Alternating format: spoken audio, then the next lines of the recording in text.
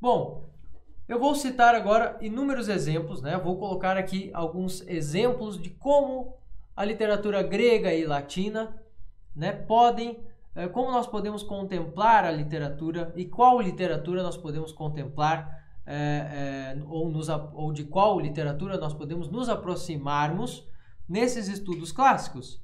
Então, quais são os grandes? Vou citar aqui alguns grandes autores. Tá? Vou começar então, quando eu falei ontem sobre o teatro grego, né? Nós falamos sobre a época do teatro grego. O teatro grego é um pouco depois já acontece depois da escrita da Ilíada, da composição da Ilíada, mas eu comecei aqui pelo teatro grego porque muitos de nós já lemos algo sobre isso.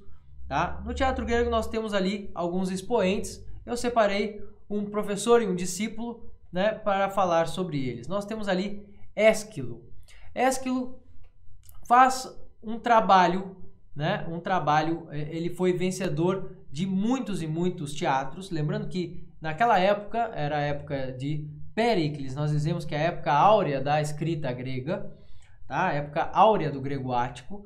Quando nós falamos de Ésquilo, nós devemos lembrar de um homem que não era apenas um escritor de teatros ali que fazia peças para divertir. Não, ali acontecia um evento litúrgico na cidade de Atenas. Ali, quando Ésquilo escrevia e se apresentava, ele estava diante daquilo que chamamos de um concurso, né? E ele venceu esses concursos e apresentou os seus teatros aos atenienses, né? E toda essa polis poderia assistir ao teatro de Ésquilo.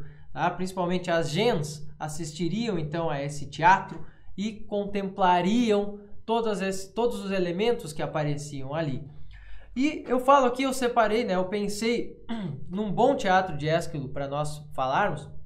Nós podemos lembrar então dos persas, tá? Lembrando que Ésquilo, quando escreve os persas, ele fala quase, né? Ele retrata ali naquela peça dele aquilo que talvez ele mesmo tenha já imaginado antes. Ele, afinal de contas, participou da guerra contra os persas. Atenas viveu um momento, né, de tentativa de dominação pelos persas, naquela época, que na verdade era um povo também da mesma descendência grega, falavam as mesmas línguas dos gregos, né?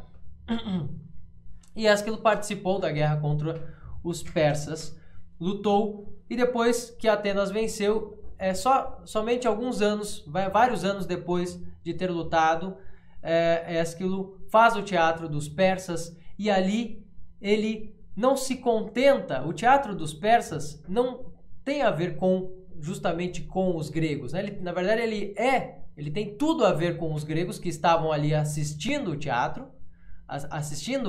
ao teatro, né? Estavam ali na peça, né? Mas ele retrata o povo persa, a coroa persa no teatro. E isso é muito importante aqui. Ele projeta a sua imaginação para aquela outra cultura que estava, talvez, por fazer um novo ataque a Atenas.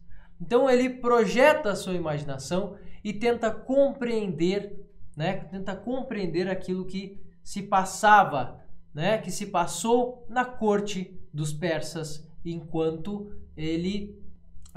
Atenas vencia essa guerra e expulsava os persas da região.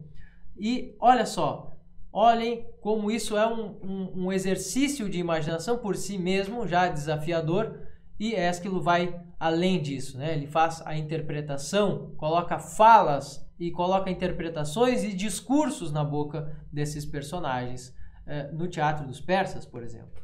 Nós também podemos falar do teatro de Prometeu acorrentado, quando ele imagina o personagem, né? O Titã Prometeu, irmão de Epimeteu. Alguns conhecem do mito de Pandora, né? Da caixa de Pandora, tá? Mas Prometeu é aquele que rouba, tá? Que rouba a faísca do carro dos deuses e dá aos homens, e ensina aos homens todas as primeiras artes, né, do pensamento e do cultivo de tudo quanto havia, né, no início, nos primórdios dos tempos, e ele vai e é o próprio Ésquilo que vai tratar desse assunto no seu teatro, né? Ele pega um assunto antigo dessa vez, agora nós falamos antes de um assunto recente que ele pegou, né? Um assunto de uma guerra que ele mesmo, na qual ele mesmo esteve.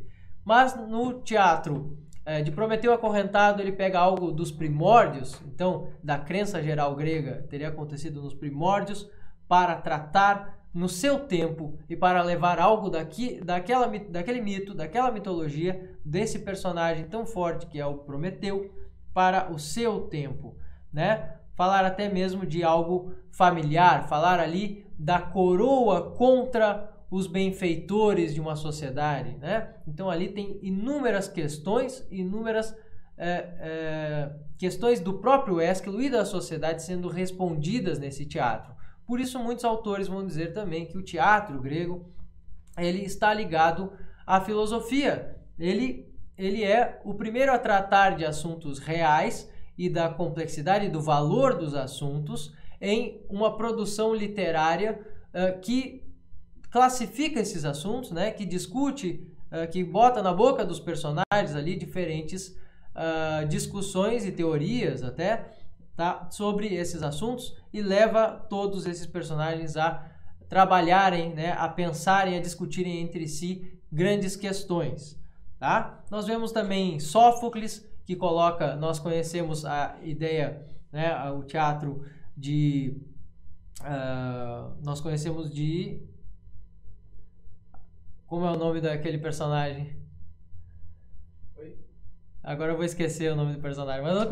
Mas quando nós vemos... Édipo Rei, desculpa, gente. Pessoal, perdão. Quando nós vemos o teatro de Sófocles, nós vemos Édipo, né? Édipo, ele tinha, então, uma profecia que dizia que Édipo cometeria o assassinato do seu próprio pai, né? Formaria uma família com a sua própria mãe e tudo mais, tá? Édipo lutou contra essa fortuna que já estava prescrita, né? Esse destino que já estava traçado pelos deuses, e ele não podia lutar contra esse destino, tá? Mas ele lutou contra isso. Então, ali o teatro discute essa própria atitude de Édipo contra o destino que estava traçado. Afinal de contas, o homem tem liberdade, tem livre arbítrio ou não? É aqui em Sófocles. E é aqui na cosmovisão de Sófocles que isso é colocado. Lembrando que Sófocles é um discípulo de Ésquilo. Tá? Esses temas nós poderemos, né, se nós aprendermos grego, tá? Aprendemos até mesmo latim, pegarmos uma tradução diretamente do grego, nós podemos estudar isso aqui a fundo, poder entender essa mente dos gregos a fundo, certo? Então, pessoal, logo mais eu vou ser obrigado aqui a encerrar essa live do Instagram e lá no YouTube vai continuar. Aqui eu vou voltar, tá? Então, quem estiver assistindo, logo mais quando eu encerrar, eu vou abrir mais uma live aqui no Instagram para fazermos a parte 2 aqui da nossa live da nossa segunda live sobre estudos clássicos, certo? Bom, então, antes de encerrar aqui essa primeira live, eu falo de Plauto. Então, Plauto é o que começa com a comédia, né? É o dramaturgo também era dramaturgo, mas nós vamos ver Plauto como comediante no início da literatura romana, no início da literatura latina. Plauto agora já está alguns séculos após, né, já aparece alguns séculos após Ésquilo, após Sófocles também, certo? Lembrando que Ésquilo nasce em 525 a.C. e morre em 459 a.C., enquanto Plauto nasce em 254 a.C., no século 3 a.C., certo? Então, Plauto foi um latino que simplesmente trouxe algo da literatura grega, que eram os teatros, trouxe a comédia grega, Plauto e Terêncio, nós vamos conhecer essa comédia do teatro latino, né? Plauto e Terêncio foram esses que trouxeram temas do teatro grego para o teatro latino, e nós também podemos contemplar isso com muita facilidade nos nossos estudos de latim, certo? Os alunos que já tiverem no final, por exemplo, do nosso curso aqui da Escola Clássica, já conseguem ler um pouco de Plauto, já conseguem contemplar um pouco dessa obra, dessa escrita.